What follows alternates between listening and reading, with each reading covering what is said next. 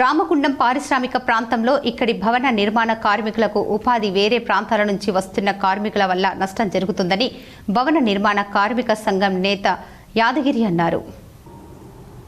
గోదావరి కని old Ashok labour అడ్డాలో ఆదివారం భవన నిర్మాణ కార్మికులు తమ ఆవేదనను వ్యక్తం చేశారు. ఈ సందర్భంగా యాదగిరి మాట్లాడుతూ వేరే ప్రాంతాల నుంచి వస్తున్న కార్మికుల వల్ల ఇక్కడి కార్మికులకు ఉపాధి లేక ఇబ్బందులు పాలవుతున్నారని అన్నారు.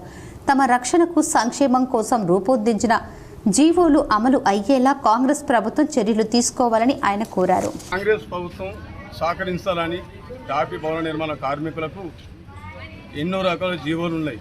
అది ఎలాంటి ఇప్పుడు భవన నిర్మాణ కార్మికులకు ఏ శాఖ వర్తించకుండా కొంతమంది అడ్డుపడతాను. ఇక్కడ తెలంగాణ ప్రాంత పదాలకు ఎలాంటి పనులు లేక రోడ్లైనా పడి అడక తింటాను.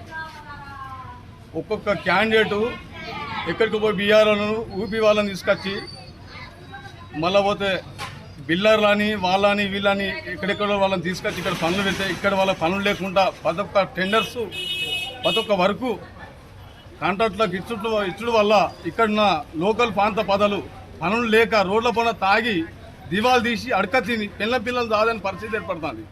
అయితే ఇది ఇప్పుడు ఉన్న గవర్నమెంట్ ఏం చేయాలంటే ఇక్కడ పని ఉపాధి కలిగాలని చెప్పి మేము డిమాండ్ చేస్తున్నాం. దీన్ని చాలా చర్య చేసుకొని లోకల్ ఎమ్మెల్యే గారు మమ్మల్ని బాగా ఆలోచించి మాకు ఇక లోకల్ ప్రాంత పదాలకు మేస్త్రీలకు ప్లంబర్సు ఎలక్ట్రీషియన్ వరకు రాడ్ బెనింగ్ మేస్త్రీలకు కానీ పెయింటర్లకు కానీ ఈ లోకల్ మేస్త్రీలకు పని కల్పించాలని చెప్పి మేము డిమాండ్ చేస్తున్నాము.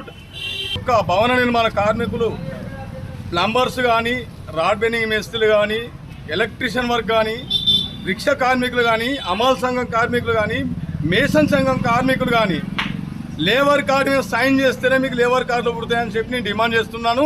లేబర్ కార్డు ప్రతి ఒక్క క్యాండిడేటు ఏది మేదర్ వాళ్ళు కానీ రిక్షా డ్రైవర్లు కానీ రిక్షా వాళ్ళు కానీ ఆటో డ్రైవర్స్ కానీ అమల్ సంఘం కానీ మేసన్ సంఘం కానీ గీత కార్మికులు కానీ వీళ్ళు లేబర్ కార్డులు అందరూ చేయించుకోవాలని చెప్పి డిమాండ్ చేస్తున్నాం.